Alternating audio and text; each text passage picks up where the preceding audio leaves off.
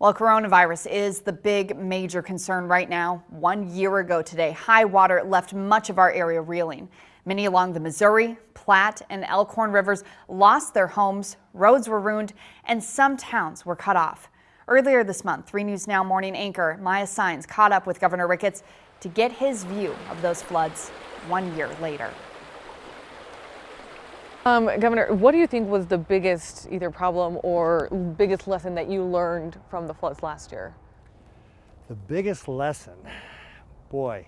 Near the Missouri River, which flooded 1 year ago, Governor Pete Ricketts reflects on where the state of Nebraska was when the snow started to melt and the rain began. Flooding that devastated many areas, stemming from huge blocks of ice.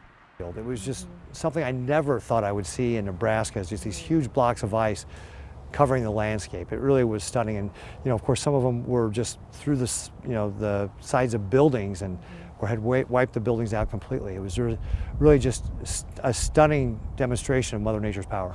Nebraska needed rescue efforts from state agencies. For example, the National Guard, our helicopter pilots said that the missions they flew during that weather was more challenging than the combat missions they had flown. We had our state patrol that was out there working to rescue people. Our Department of Transportation worked long hours to make sure they kept people away from dangerous roads. Costing the state hundreds of millions of dollars between lost livestock, damaged roads, and ruined homes. So if you start adding all those things up together, the total bill, not counting off it, which is another hundreds of million dollars more on top of it, is about $1 billion. He remembers the helpers. Just individual people from as far away as North Carolina deliver hay and supplies, or FFA students from Iowa.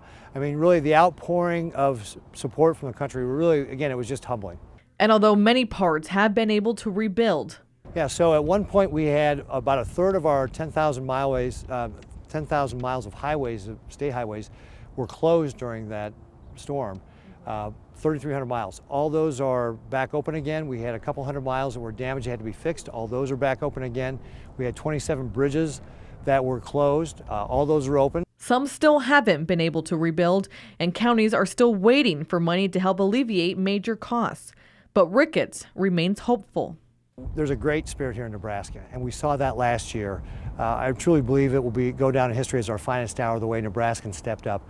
We still got more work to do. We still have people that need help. We still need Nebraskans to stay engaged and look for ways to be able to help their neighbors who have been impacted by the flooding. There is some long-term recovery ahead, but I'm confident that working together, Nebraskans will build bigger and better than before. Reported in Omaha, Maya Sines, 3 News Now.